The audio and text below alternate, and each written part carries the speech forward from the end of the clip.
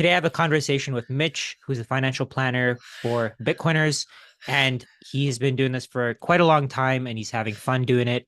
Mitch, how's it going? It's going well, Rajat. I appreciate the opportunity to chat today. I think we're going to be able to get into some good stuff and offer some value to your listeners. Absolutely. Always the case.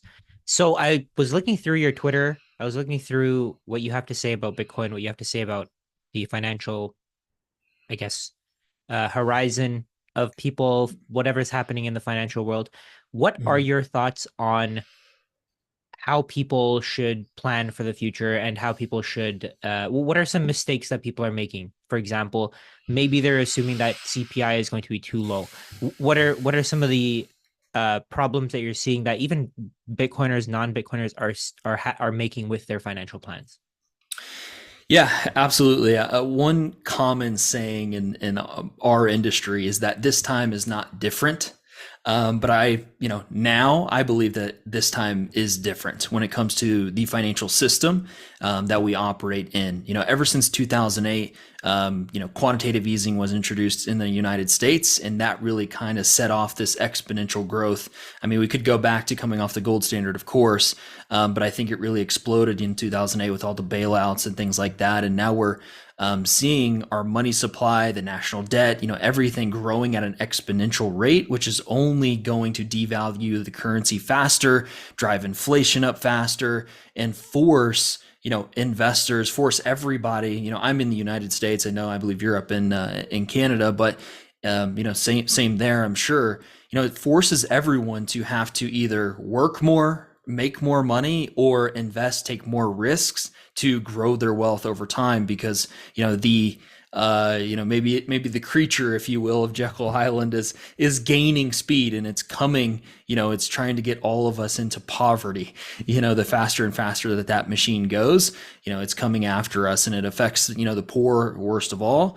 But it's coming after all of our wealth at the end of the day. And I think that's really the biggest misconception now is, oh no, we're going to be fine still utilizing the S&P 500, as our investing mechanism, maybe savings mechanism, if you want to say that. And we will be fine in 20, 30, 40 years to be able to retire and live off of our wealth. I just don't think that's going to be the case anymore. And more people need to wake up to that and start to prepare to make sure that they're protecting their future and their family's future for generations.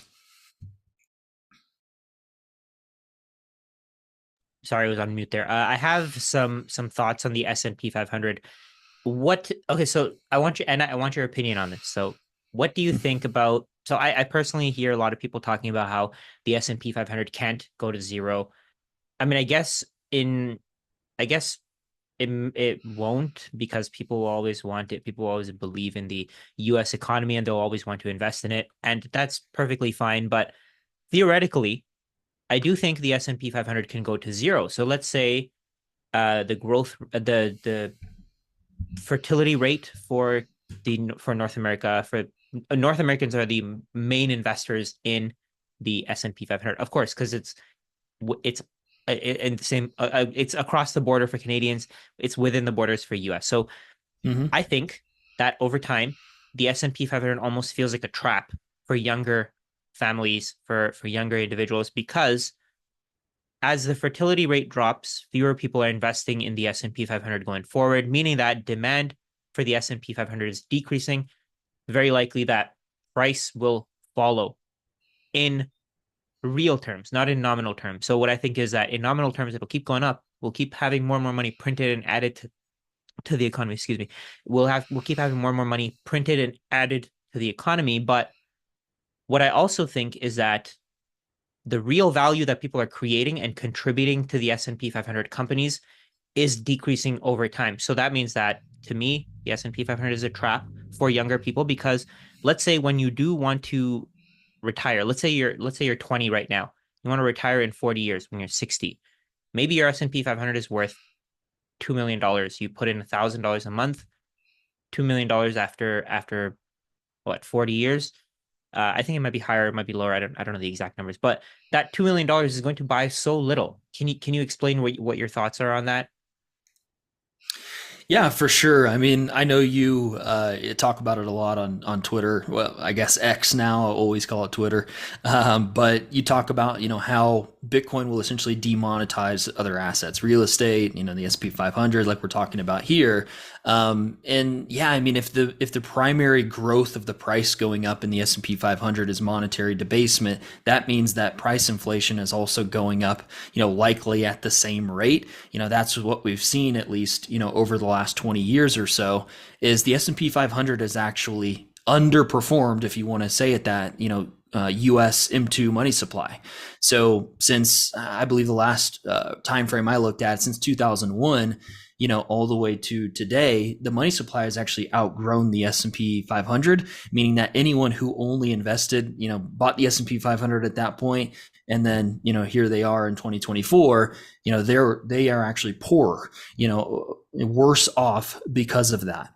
As far as, okay, fertility rates going down, the population rate, decreasing, driving less demand for these investments, I could see that. But I also, if, as you know already, if Bitcoin does become the primary, money or savings tool for a majority of the population, they won't be forced to be speculative investors anymore. And that will bring down, the multiples of these S&P 500 companies. They're trading at these crazy, profit or earnings multiples.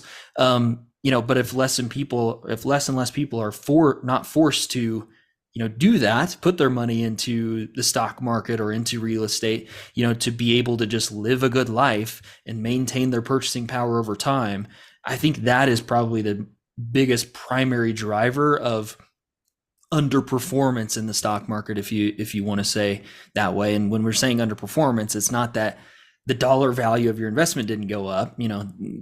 Debasing the currency can cause that, but it's that the inflation went up faster than the S&P 500 did, over whatever time frame you want to say. So population growth can definitely be a big factor in that. But I think, people no longer being forced to be speculative investors will actually be the biggest driver for lack of growth in the S&P 500 and the broader stock market in general.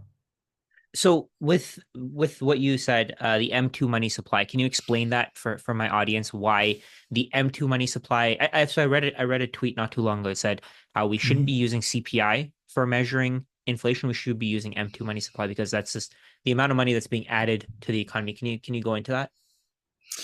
Absolutely. So I can't remember all of the exact factors that are included into the M2 calculations. There's M0, there's M1, M2. I believe there's an M3 as well. We typically use M2. We could go into the specific factors that are calculated, but we essentially, yeah, exactly. There's the numbers there, and it may even say down at the bottom, what they're factoring in. But essentially, this is the money supply of the United States growing over time. And, compared to the reason why you want to look at this when thinking about, or essentially as the hurdle rate for your wealth, the benchmark against your investments, is because this is the overall pie and how fast it is growing. So if you use CPI, which I believe that is like the biggest way that fiat financial advisors are leading their clients astray right now, is because one, they're ignoring Bitcoin, which, of course, that's the biggest one, but they are using CPI essentially as the hurdle rate for their clients' wealth. And why you can't do that is because CPI, by definition, is an aggregate of, a bunch of different goods and services into one basket throughout the entire United States. So by definition, it's going to be higher for a lot of people, because it is an aggregate of all the different areas. Somebody in Kansas, living out in the middle of nowhere is not going to have the same personal price inflation as somebody, in a higher cost of living area or a more desirable place to live, like maybe the beachfront property or whatever you want to say. And so that's already by definition an issue with CPI. But then also it's heavily manipulated downwards by what's included in the, those goods and services. So the, Saylor talks about this a lot, but the government will throw in, easy, low cost to produce items that don't go up, in price a lot and aren't affected by inflation quite a bit. He uses Domino's pizzas and Netflix subscriptions, commonly.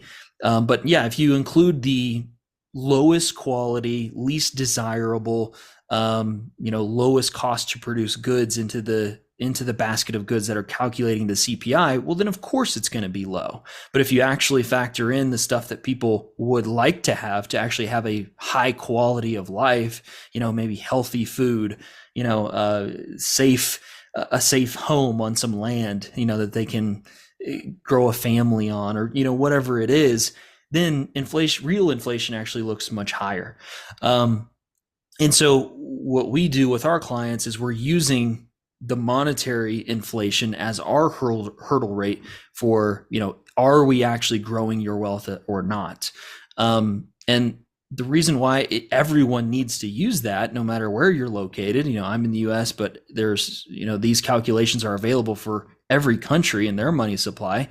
The reason why you want to use that is, let's say the overall pie, is the total money supply, in existence for the United States. If that's $100, let's say, and you have $1 of wealth, you have 1/100th of the total wealth. That's your proportion of the pie.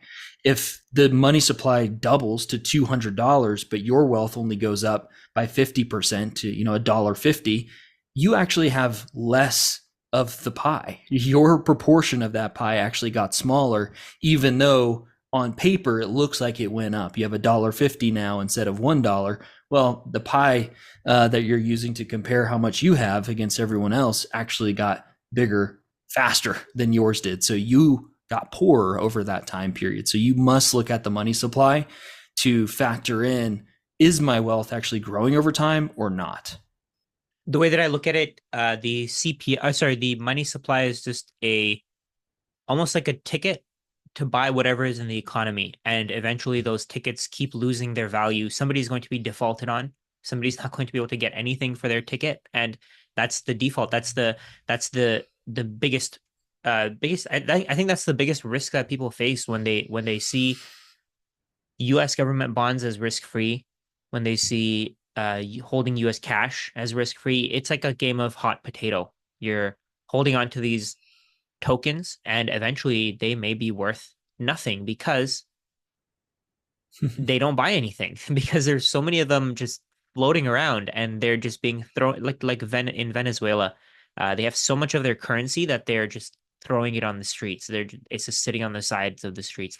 I think one of the other mistakes, I completely agree with you. One of the other points that you made was that financial advisors are looking at investing in the S&P 500 based on CPI, which is Yeah. constantly floating. When I used to make content about the stock market, about real estate, I used to assume that inflation is going to be 2%. I think that's Yeah. the assumption that everybody makes, right? I mean, that's normal. Yeah. So I was looking at the calculation here. So this is just a compound interest calculator for my Mm-hmm. audience. I know of course, of course know what this is. Find out. So what this shows you is how much your investment will grow over time with compound interest. So if you start off with a $0 investment, you put $1,000 a month into your investment. So you're earning a decent amount of money. You're putting $12,000 into your investments every single year. And you get the assumption is that the S&P 500 will return 10%. And let's say you subtract inflation, your real rate of return after that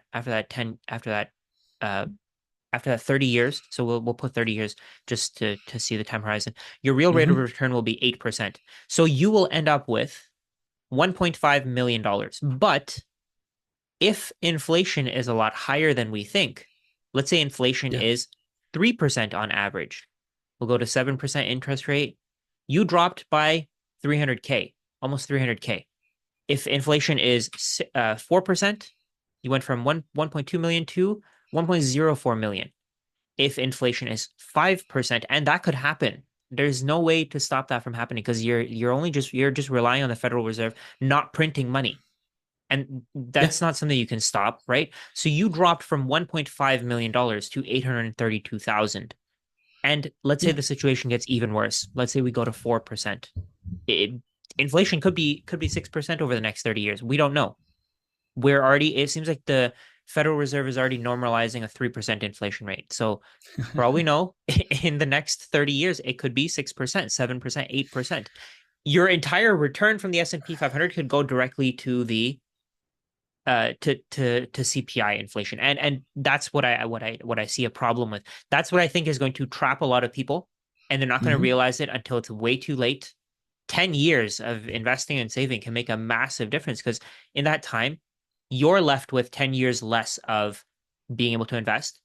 And at the same time, if you figure out Bitcoin, let's say 10 years from now, you've lost 10 years of growth. You're buying in at you're probably going to get like 1% of what you would have originally been able to bought. So I think in 10 years, Bitcoin's price could increase by 10 to 100x. And I don't think that's unreasonable to say. So when you make these Hmm. assumptions, when financial advisors make these assumptions, I'm not saying that you're making these assumptions. I used to make this assumption. I'm sure everybody who just learns just the basics of finance makes these assumptions. If you Yeah. make these assumptions, it could be very negative to your overall financial position, and most people aren't ready for this. 100%. I would argue, I mean, you use 6% as your highest inflation number, but if we look at, the US money supply growth over the last 20 years, I believe it's like a 9% growth rate per year. And then if you look globally, it's like 12.7% or something if you look at global money supply. So if we're usually, we're not using CPI, we're using the monetary inflation to describe, if we're actually growing our wealth or not. In your scenario, if we assume 10%, rate of return on the S&P 500, and we continue to have this 9% monetary inflation, which that will only go faster over time. Like money supply growth, because of our debt-based system, it grows exponentially. So it will continue to compound on itself faster in order to not cause deflation and an entire system collapse. So that's going to only increase more and more. We could get into even the budget deficits of the government and how the biggest line item is the interest on the national debt and how that's just a debt spiral. But yeah, I mean, I think the numbers you're even using at a 6% inflation rate is very kind. Yeah. If we think about, if we just put CPI out of mind because it's heavily manipulated and just misleading, and we actually use monetary inflation, things are not looking good. And we're assuming, we're also talking about someone who's accumulating assets still. If we get to the person who's 55, 60, and they're about to retire and they're with a fiat financial advisor that's going to say, oh, we should have you in a 60-40 portfolio, 60% stocks, 40% bonds. They are literally hemorrhaging wealth over time when you look at these actual numbers and understand how this works, from the root problems of our financial system. And, a 20, 30, 40-year retirement from someone that retires early, that's potentially catastrophic consequences if you go into a 30-year period of retirement hoping that you're going to live off a 60-40 portfolio. I just don't think it's going to happen anymore. And that's why I say this time is different, and people really do need to wake up to this, because I would absolutely hate to see, I have family members who are either just retired and they're on fixed government pensions through, spending their entire careers in the military, serving our country, or, my dad is a police officer. He plans to live off of his state pension here pretty soon. And that is almost dangerous. I feel so bad, for them. And I hope that I can help them, when we get to these maybe more catastrophic times, help them out with money, because I just don't see how it works out. If the government adjusts their, pension benefits, social security benefits based on the cost of living adjustment that is CPI, which is totally a scam, they are going to be losing purchasing power very, very quickly, over this time period. And, all of a sudden you get 10, 20 years into retirement, you're 75 years old, and you may have to go back to work if you don't have the family members willing to help you out. So I just feel so bad for that person, even more than the 20-year-old who's still accumulating right now has time to pivot. That person that's going to be either thrown into a 60/40 portfolio or living off of fixed income from a government pension, because I just don't see it working out over that long of a time frame. I think we completely underestimate the drastic downstream effects of a 20-30 year period of this similar type of QE environment that we're seeing right now. Yeah, and most people don't seem to be ready for it at all. They don't see it. They don't understand it. They haven't put in the Most time. financial advisors. I mean, you know it. You're in the Yeah. financial industry. You're a CFA. I mean, um, most people in the financial industry don't understand it. So how can we expect, the 35-year-old with three young kids who's up changing diapers all night to take the time to actually do the research? I mean, you can't blame them. Like they're trying to just be a good husband and be a good dad and show up at work and be a professional and plan for the future in the best way that they know how. And when people who are in the financial space don't see it, I can't blame that person for not seeing it either. So it's really our job, and I don't say that towards you. Well, I mean, I guess it really is our job to influence other finance people, but also get the message out there about what's happening, because this is really the alarm bells, the warning of like, hey, you need to see this before it's too late. I think that's one of what you said this time is different. I do agree with that. I do think that like there was never a time before, like let's say in 2008, nobody was making TikTok videos explaining how, oh, I'm living in my van or I don't have money to pay for food. Nobody was making there was no TikTok back then. There wasn't even I don't even think there was Facebook back then, right? So people weren't sharing their knowledge. You were sharing information with the people around you. Maybe you were texting someone across the world, or maybe you were on some kind of social media. I don't know. I don't know how instant chat would have worked. AOL, I guess. MSN. One of those. Maybe Maybe. you were I chatting was with your like 10 friends. years old back then, so Yeah. So I'm only whatever it was back, 27. yeah. So whatever it was back then, maybe you were sharing it with your friends and people around you, but you couldn't see how many people around the world could relate with you. How many people could actually how many people are dealing with the exact same problems that you're dealing with right now. I think that wasn't that wasn't the case back then. So, but now this information has been spreading everywhere. It's the first. So the way that I see it, the people who figured out what Bitcoin was during during COVID, during the lockdowns, almost had a yeah, same thing. They Me. almost had they had to deal with the most painful bear market because I mean the what we had last cycle was almost like an institutional attack.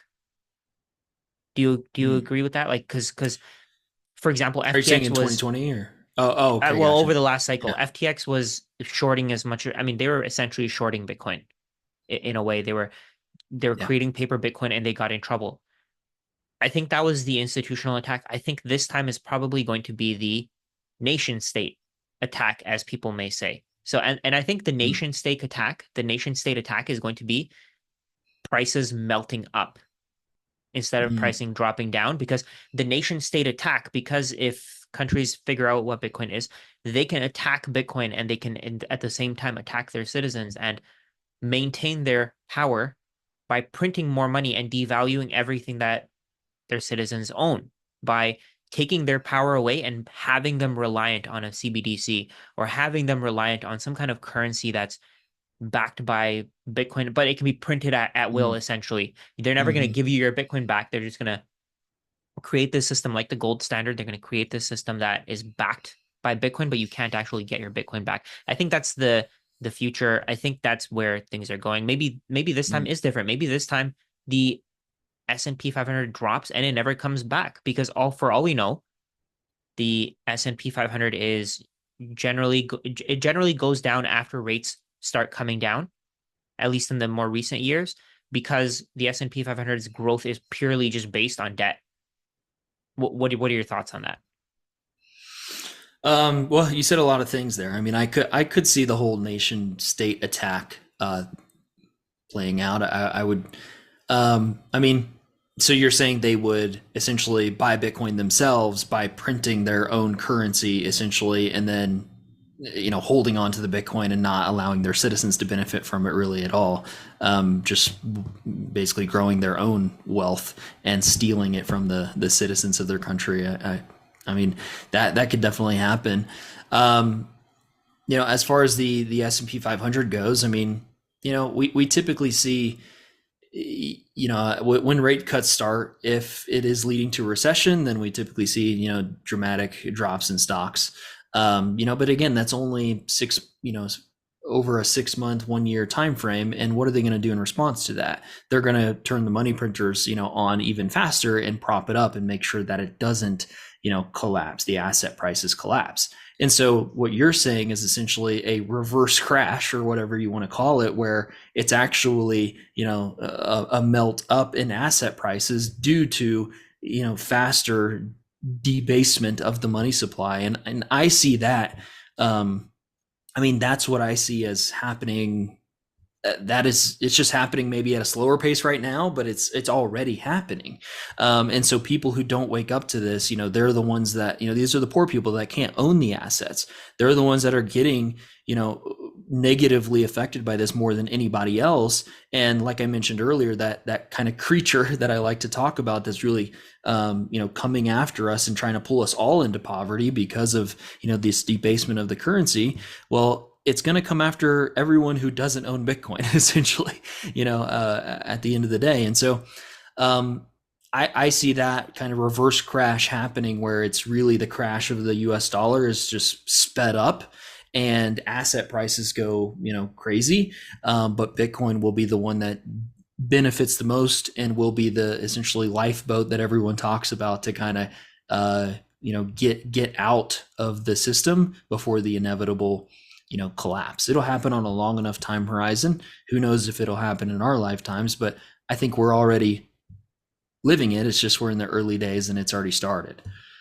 I think my view is a little bit more abstract. So I'm thinking that at some point people are going to be starting to cash out of the S&P 500 because they're going to realize that it's purely just tied to US government money printing. And Yeah. at some point, I think the companies that are no longer profitable, the ones that are just cooking their books by using a fake financial system, they're going to be exposed because on a Bitcoin standard, we have a different level of standards for the hurdle rate. For example, the hurdle rate for Bitcoin is something like 50%.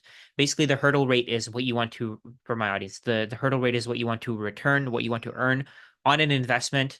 It's the risk-free rate where if you were to just hold on to something and you just held on to it for the long term, or well, in the current financial system, it's a little different. It's a short-term risk-free rate, but on Bitcoin, it would be the long-term risk-free rate. So if you were to hold Bitcoin for 4 or more years, what is your return going to be? So on average, it seems to be returning about 50%. If you can get it even down to 25%, be more conservative, I think you'd still outperform the Mm-hmm. S&P 500 significantly by so far. I mean, you're even though the S&P 500, I think it returned something like 25% or something this year. Do you know what the return is on the S&P 500 right now? I think it's around 20 so far year to 20. date, something like that. Yeah. Yeah, so if the S&P 500 has returned 20% year to date, oh, it's 20.27%. You're right. So if it's returned 20.27%, but you could just hold Bitcoin and earn 40, 50%, then why wouldn't you just hold Bitcoin? I think people are going to, we're going to see a mass exit from the S&P 500 as people figure out that the S&P 500 is, I mean, it has companies backing it. But again, like I said, those companies are essentially just cooking the books. The government is helping them cook the Mm-hmm. books by just printing more and more money and adding it to the economy. What are your thoughts on that? Do you think that could happen? Do you think people could leave the S&P 500 en masse? I see a future world where that happens, but I think it happens much slower than we actually think it Ah, does. okay. Um, I do. I I think that we see it, and so it seems like people will just wake up to it. And when it'll kind of get this exponential effect where the gradually then suddenly kind of thing of like, it's going along slowly, and then it clicks, and it clicks for like a lot of people at the same time. I don't know. I don't see it happening very quickly. No. But it's definitely happening over a long time horizon. Um, yeah, we'll see. I think it's just really hard to kind of unwind societal norms that have just been so ingrained into people's mind over the last 100 years or so. That you invest in the stock market to grow your wealth, and I just think that's going to continue to perpetuate for longer than we think. You see those videos on like on Reels or TikTok or Twitter or wherever, where people are going around asking people like, "What's the price of Bitcoin right now?" And nobody knows. Like people on the street don't care about this. We live in a bubble, I think, on Twitter, and that bubble's growing for sure. But in my day-to-day life, when I go around, at the farmers market, for example, there's only one person accepting Bitcoin in my city, and it's a decent sized city. And so, it's, I think it's just going to take a lot longer than we expect. And that's also something that, I think, Bitcoiners need to plan for as well in respect to their future financial goals, is that if it does happen a lot longer, or if it does take a lot longer to get there, will your wealth actually, substantiate you, over that time. So we'll see. We'll see what happens. Essentially, it's like a game where you don't know when the final level is coming. You don't know when you're going to get that reward. You don't know how long the game is. You have no idea. In that time, you just have to Yeah. survive. You have to, like, for example, I could be completely wrong. I mean, for all we know, both of us could be completely wrong. Let's say it happens in, let's say you think that's going to happen in 20 years. I think it could happen in 5 years. Say it happens in a year, or it Yeah. happens in 10 years. I think 1 year would be more painful for most retail investors, just because they do have all of their money Yeah. in the S&P 500, in real estate. Like I know people who have 30, 40, 50 rental properties, Yeah. and they're just surviving off of those, and they need their rental payments to come in to be able to service the mortgage on that. I think that could be, I mean, just looking at that, looking at that angle of it, the way that I see it, most retail investors don't have to be in Bitcoin for it to start going to $1 million. 99% of Yeah. retail investors can just ignore it. I think the amount of wealth that's in it right now, if the people who own it right now, and if they start figuring it out, because they already have the exposure, they're already putting in the time, right? If those people start putting in more and more money, they start funneling more and more into from these legacy assets into Bitcoin. I think it could happen a lot sooner than both of us think. I mean, for all we know, let's Good. say the Federal Reserve starts decreasing interest rates, and money gets just starts funneling in, and it just like breaks the entire. So what are your thoughts on what people can do to prepare for this? Either way, let's say it takes longer than we think, let's say it takes shorter than we think. As a financial planner, Mhm. what are your thoughts on what Bitcoiners can do to prepare for this? Either way.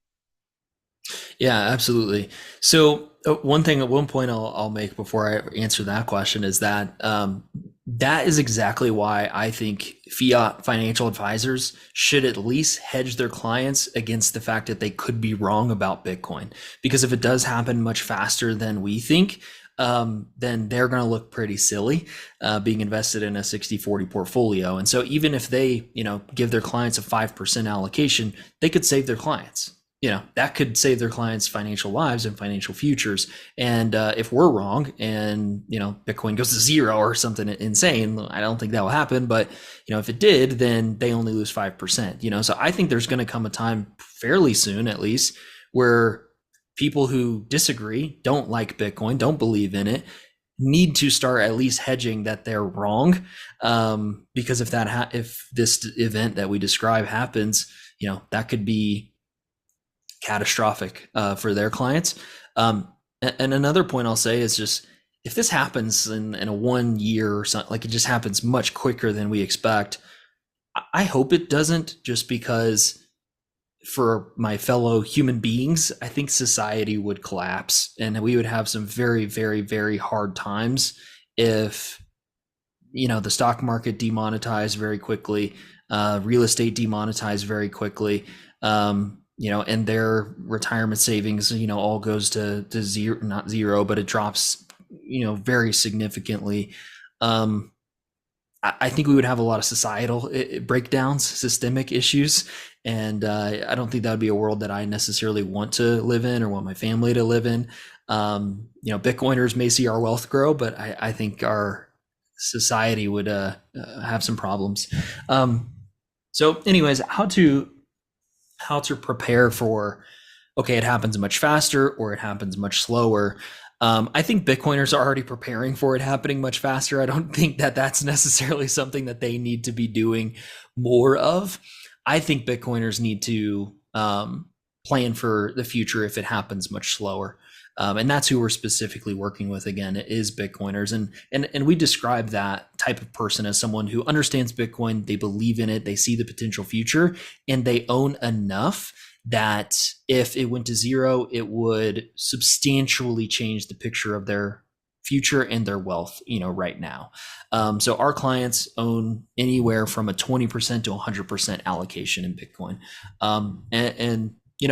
So if for some reason breaks, fails, goes to zero, they're going to have to rethink some things, especially the people, who are 70, 80, 90, 100% all in on Bitcoin, which even my business partner is, and, I am as well outside of the business. So it's not necessarily like, we're not on the same page, but, yeah. So if it takes a lot longer, I just think that, we need to be zooming out essentially and think about the outcomes that we actually want to achieve in our lives.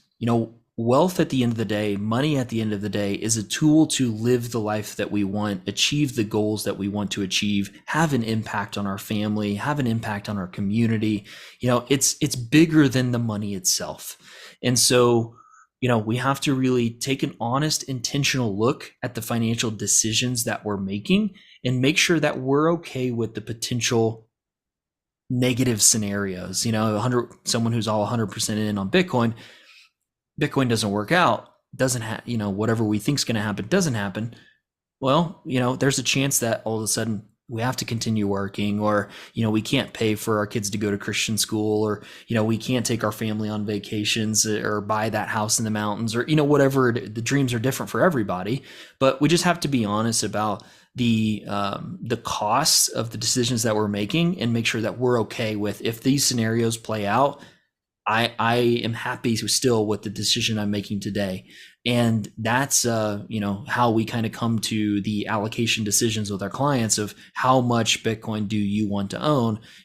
That's really the frame of it that we're looking at, is we're projecting that into the future of what they want to achieve, what the return on their investments could be, and, understanding that, what is enough Bitcoin, and then going from there. So, to answer your question in a more succinct way, what we need to do to prepare is just be intentionally looking at how our wealth today is going to get us to the ultimate goals that we want to achieve with the wealth that we have. We have to tie it back to the actual outcomes in our tangible life, and make decisions that way. So the way that I see it, you should have probably at least a little bit of fiat currency, just to be able to pay your bills, be able to have an emergency fund. An emergency fund is basically 3 to 12 months of fiat currencies of cash, just because what you're doing is you want to be able to pay for your expenses without having to sell your Bitcoin if you lose your job. Or let's say the market drops 90% and you lose your job, and you have this fiat currency, you can use it to survive over the next however long. I think it's smart to have some physical cash. I think it's smart to have at least a little bit. Maybe have some gold, just in case things go crazy, like the internet just gets shut down for a year, 2 years, 5 years. Um, we can't generate power for some reason. I don't think it'll happen in the entire world, but getting to parts of the world where the internet is still there may take a much longer time without the internet. So I think that's important. I think having sync what's it called, sinking funds.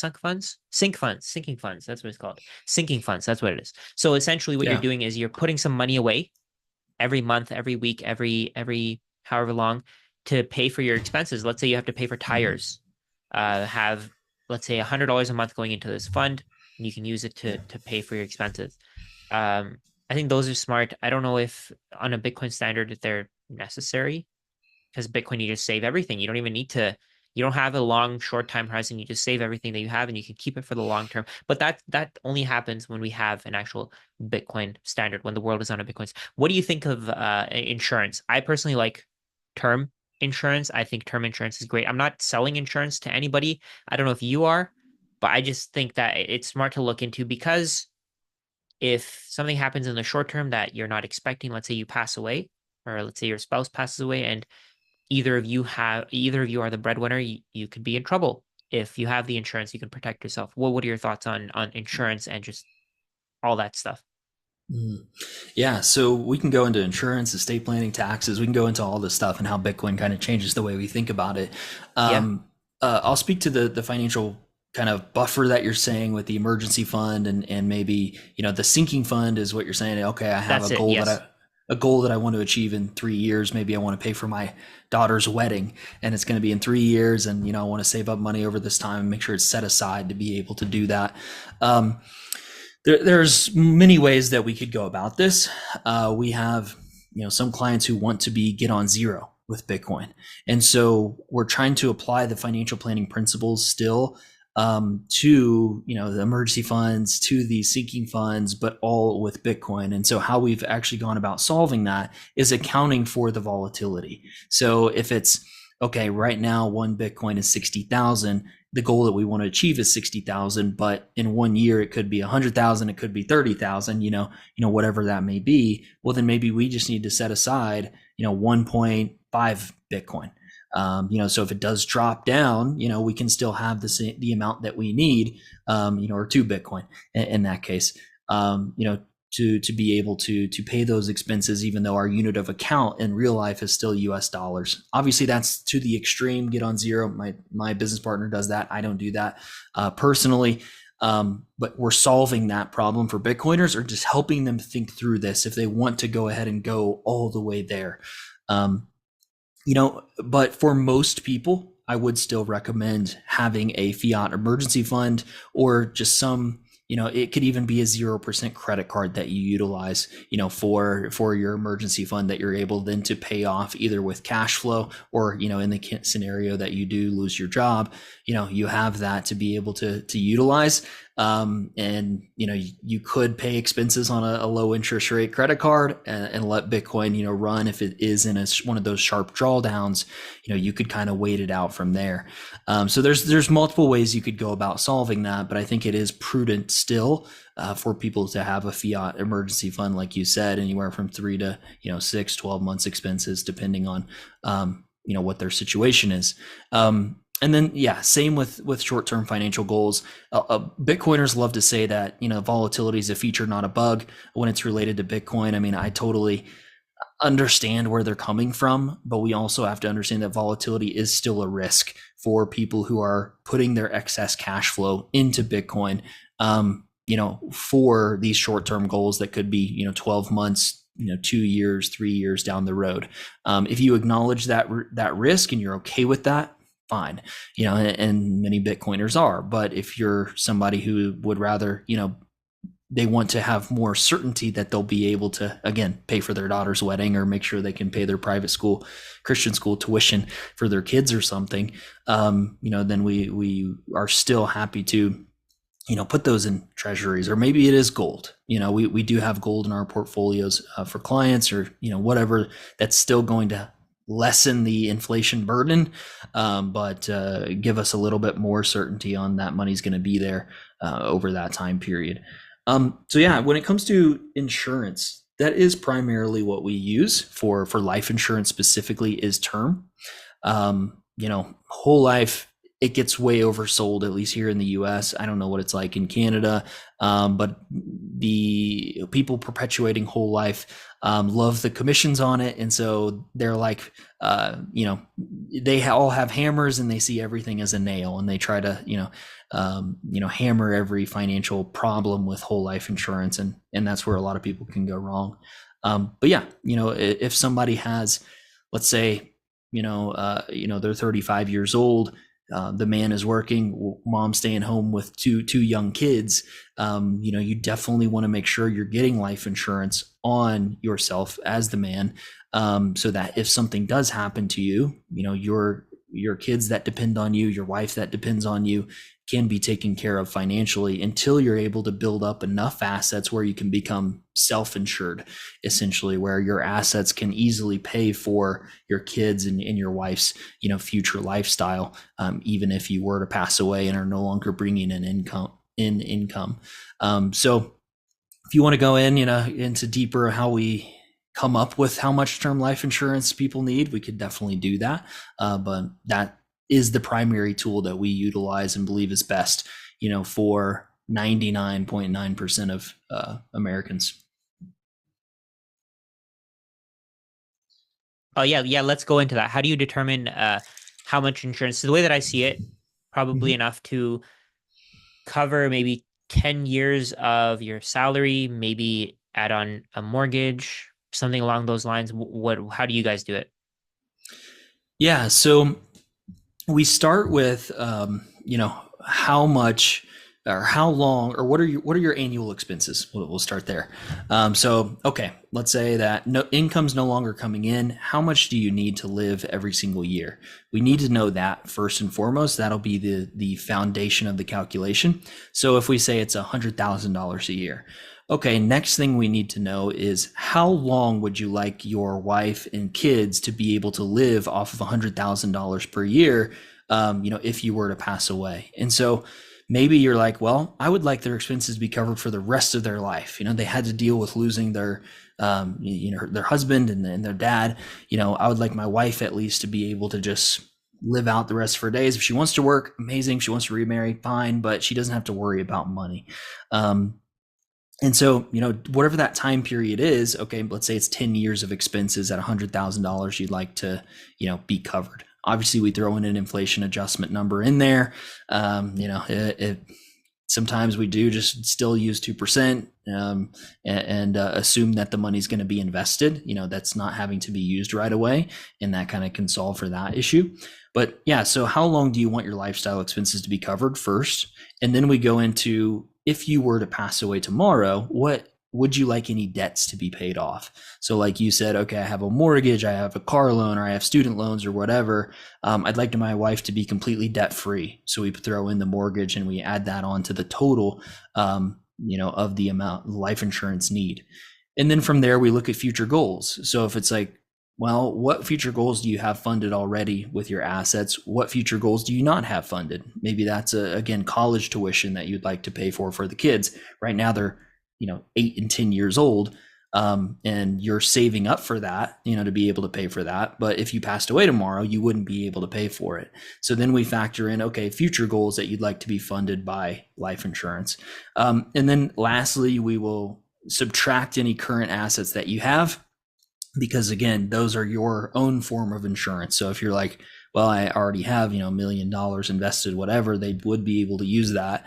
If you want them to use that, then, we'll take that off of the life insurance need. And so through projecting out these needs into the future, we can say, okay, if you were to pass away tomorrow, here's the X amount that we want to, get for you on life insurance.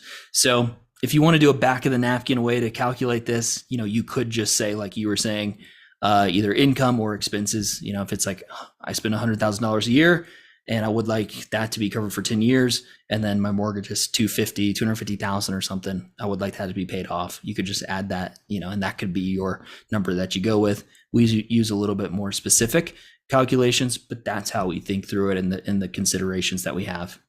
Yeah, great, great overview on that. I think that's important for people to understand, whether they do it through an advisor, whether they do it themselves. I think one of the issues with most people not really understanding how insurance works is that they fall for the trap that that whole life insurance salespeople use, and they say how, oh, this can be used as an investment, this can be used to pass on to your children, this can be that. I mean, it's protection. I think I think you should be taking the responsibility of investing for your future yourself and then get that protection through just the insurance. I don't think insurance should be anything other than just protection. And then everything else should be on separate from that insurance, I would say. Because I mean, you can get Mm-hmm. insurance for something like, if you're 30, 35, you can get insurance for something like $50 a month, term insurance for like $50 a month, which I think works really well. So Yeah. why would you want to go with whole life insurance and not, because I actually know people who are paying for whole life insurance. They're paying like $700 a month when that money could be going to Bitcoin, it could be going into stocks, it could be going into whatever they want to, Mm-hmm. if that's how they want to do it. If they want that protection plus the investment in case they don't die early enough. I mean, Yeah. that's the way that I see it. I don't see whole life insurance to be a good thing. What are your thoughts on whole life insurance? I know you mentioned that people should stick to term, but what are your thoughts Yeah. on whole life? Yeah, I mean, essentially, you want to look at insurance as a risk transfer tool, and that's it. And you're transferring the risk that if you died tomorrow, your future financial liabilities wouldn't be covered for your family or whoever depends on you. And so you just want to transfer that risk, and that's it. If you get into a whole life insurance policy, you typically end up with bad insurance, a bad investment, and a bad, maybe tax benefit tool, if you want to say that, or a lot of people say they can borrow against it and buy other assets. Blah blah blah, whatever. You can do that with a lot of other tools, like even just a taxable brokerage account. If you really want to borrow against your investments, feel free. You can do that outside of this whole life insurance vehicle. And so, yeah, I mean, it ends up not serving any of the purposes really well. You could get better investments elsewhere. You could get better tax treatment elsewhere. You could get more life insurance elsewhere. Like you said, $50 a month for someone who's young, that could be the price that they're paying for a, 1 to 2 million, maybe even more dollar policy, to where if you passed away, your wife receives $2 million. So the amount of benefit that you're getting is very cheap compared to the cost when it comes to term life insurance versus whole life insurance. I've seen people paying thousands of dollars a year, like you're saying, and their death benefit is like 250,000, and they're paying in like $7,000-8,000 a year. It's like, well, what are you doing? You're getting very little insurance, you're getting a horrible investment, and you're not getting really any tax treatment. The only place where I see whole life insurance really coming into play is a time where you pass away and you need liquidity to be able to like buy out a partner in a business, or maybe you have a lot of real estate or illiquid investments that you would like to split up among your heirs. You can't really split up a house 5 ways, and so you would rather there be liquidity for everybody to be able to buy out each other in that scenario, rather than fight over whose it's going to be. So there are some scenarios where it works, but it's for very few people. It's way oversold, and that's my thoughts on it. Yeah, I think the combination of just term plus Bitcoin works perfectly. Like that just gives you the long term, plus it gives you Yeah. the short term. If we stick to fiat, let's say 20 years from now, if you need to buy out a business partner, you can borrow against your Bitcoin. I'm sure if fiat survives at that point, we'll be able to take on more and more loans against our Bitcoin. Bitcoin will become easier and easier to borrow against. So you can borrow against your Bitcoin at that point. I think all Yeah. of these things just they add up. All these points add up, and then they just direct you to Bitcoin. I think that's just I think that's just like term life insurance has its place where you want to transfer your risk to someone else, and then the insurance company is actually providing you with something. They're using the law of numbers to provide you with that benefit because they're expecting that most people won't die in that period of time. And then you have the Bitcoin for your long term. So your short term is covered, your long term is covered. You have your 1 year of expenses covered with the emergency fund, with the sinking fund. Um, what are what else do you think somebody could be thinking about when it comes to finance, when it comes to saving for the future, and just even just decisions? Like what do you think would be a wise way to think of this going forward? Any I guess another way to just where this is, any other pieces of wisdom that you think would help Bitcoiners over the long term to accumulate more Mhm. Bitcoin, or to maybe even cut their expenses and just improve their finances? Yeah, absolutely. So the two big areas that we can really help people are tax planning and estate planning. That's where we can really find the most value, tangible value, I'll say. Most people will say that working with a financial planner, the biggest thing that they get is peace of mind and clarity and confidence, knowing that they're doing the right things. But where we can actually look at, numbers on a spreadsheet and say we're adding this amount of value, I would say is tax planning and estate planning, and they kind of go together. So on the tax side of things, I mean, with Bitcoin being such a high performance asset, we want to look to avoid as much taxes as we can to, again, preserve our stack over time. So there's the low hanging fruit of tracking your cost basis. Make sure that you are tracking every time you're buying the price that you're buying at, because when you do go to sell, if you do, you can match up your cost basis lots to pay the least in taxes. Maybe you want to realize a significant gain because you are not going to owe capital gains taxes, or you would like to sell your highest lot cost basis Bitcoin to be able to generate a taxable loss. So make sure you're tracking your cost basis. There are tax loss harvesting and tax gain harvesting opportunities with Bitcoin, especially because it doesn't have the wash sale rules that other securities have, and we can go into what that is if you want. But essentially, I'll just explain it really quickly. If you own a stock, for example, and it's at a significant loss, if you want to realize that loss, you have to sell that stock, and then you're not able to buy back in for at least 30 days. So they say, okay, you can't just sell it and buy it right back, because then they know that you're trying to just game the tax system. So they put that rule in place, but that doesn't apply to Bitcoin. So you can literally, if we go to these you've been DCAing over time, we have a 70% drawdown. You could sell your Bitcoin, buy it back right away, and you've realized this massive, taxable loss, but you have still, you're the same amount of Bitcoin that you had because you sold and bought, almost immediately, subtract the fees, of course. But the taxable benefits, outweigh the fees significantly. So yeah, you can play the game where you realize some gains, realize some losses, and they just offset each other and save quite a bit on taxes. And then you can go into more situational specific strategies like Roth conversions. If we just helped somebody who was looking to retire early, they had over 20 Bitcoin, and they're like, well, I want to make this last for a while. But it was all in a pre-tax account. So they had been buying GBTC like in their 401k for a long time. And they had all of their assets almost in a 401k, not all of them entirely, but pretty close. And so we're like, well, okay, what the best thing you want to do in that situation is, when you do go ahead and quit your job, you have no income. So what we want to do is convert that for those 401k assets, pre-tax assets, to Roth assets. That will be realizing that income, but it will be at a very low tax bracket, even a large chunk of it in a 0% tax bracket. So Roth conversions can be really good for people who are retiring early with a significant amount of Bitcoin, assuming some of it's held in a pre-tax, account. And then we go into other, even gifting strategies, this is something I think that a lot of high net worth Bitcoiners need to be thinking about.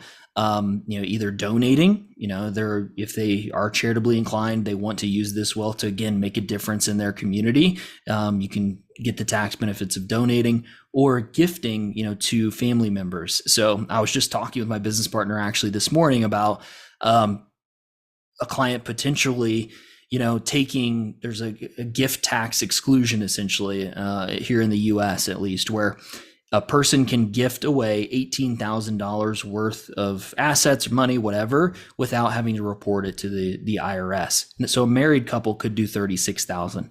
It's not a ton, but imagine you have significant Bitcoin right now. You give away 36,000 every single year, because you're a married couple to your parents, let's say, and you continue to do that for the next 10 to 20 years. And then when they pass away, you actually can receive that Bitcoin back at a step up in cost basis. So you have Wow, this significant, yeah, I that's mean, you have huge. the, yeah, you have this significant gain that you already have, but then you just pass it off. You don't have to report anything. They don't have to report it. And then you're passing off $36,000 a year. If that 10, 20, 30 X's from here, well, then you receive it back in through your inheritance, and your cost basis is now whatever the value was at that time that you received it. So you just completely avoided taxes on a very significant amount of Bitcoin. So there's just so many things that we could go into like that, and utilizing even all of these strategies together, not to mention the other, I would say, fiat related tax strategies that can help businesses, real estate investors, even Bitcoin miners. We're looking right now at looking into one of our clients making a big investment into Bitcoin miners because it is considered an active, activity from the IRS's perspective. They can use that depreciation to offset other gains. So we could realize, even though they're buying Bitcoin miners, they'll likely be a profitable investment over time. Right now, we can just take that 100% bonus depreciation that we'll get from buying those, miners, and use that tax loss to then offset and realize a big gain or realize a large, again, retirement account distribution. We have another person who had a solo 401k, and they been buying a large amount of Bitcoin since like 2015. So there's just so many things that we can do. And that's why when I boil all this down, I love to tell people that hodling is not a financial plan. Bitcoiners love to think that just buying and holding Bitcoin solves all of their financial problems. But I just gave you, multiple strategies, low-hanging fruit strategies that, can end up saving high 6 figures, 7 figures, some of them potentially 8 figures if Bitcoin really runs, in taxes. And so, yeah, tax planning is a big one. And then estate planning, I think, we could go into too. And if you have any questions, feel free to stop me. I know I'm talking a lot, or you want me to No, keep going. Keep going. These are expand? great. Yeah. Okay, cool. Estate planning is something that I think a lot of Bitcoiners are overlooking right now. If you do not have any trust structure in place, by default, here in the US, again, your Bitcoin will go through what's called probate, meaning it'll go to the court, and the court will decide what happens. If you have a will, okay, the judge will listen to your will, and it will just say, okay, this is what's going to happen with your assets. But it's still, that Bitcoin becomes public now to everyone. So everyone knows how much Bitcoin you owned and who it goes to. To me, Bitcoiners don't like that. If you're a real Bitcoiner, you probably like your privacy, and you want it to stay that way. So getting a trust structure in place that allows you to avoid that probate process is very important. Along with that, there comes a bunch of custody considerations that we go through with clients of, how should I custody the Bitcoin then when it's in the trust structure? And, there's a lot of complex ways we could go about that, but that is like the foundational thing that I think a lot of Bitcoiners need to understand, is that if you don't have that in place, you're going to get doxxed, and everyone's going to know about your Bitcoin, which you probably do not want. And, on the estate planning side as well, for higher net worth Bitcoiners, some strategies that we're exploring with a couple clients is looking at irrevocable trust structures. So right now, specifically ending in 2026, Trump put it into law back in 2017, but the estate tax exemption is at like 13.5 million per person. And it's going to drop back down to 6 million in 2026. So essentially what that means is up to that $13 million mark, you get an exemption from estate taxes. Any wealth above that, 40% haircut. Not to mention the state, many states have estate taxes as well, here in the United States. So it could be even higher. Imagine half your stack just gone because you passed away, you had a significant amount, and the government just gave your stack a 50% haircut. Most of us don't want that. I would venture to say all of us don't want that. And that's kind of why we, believe in Bitcoin in the first place, is because we, don't like the government. But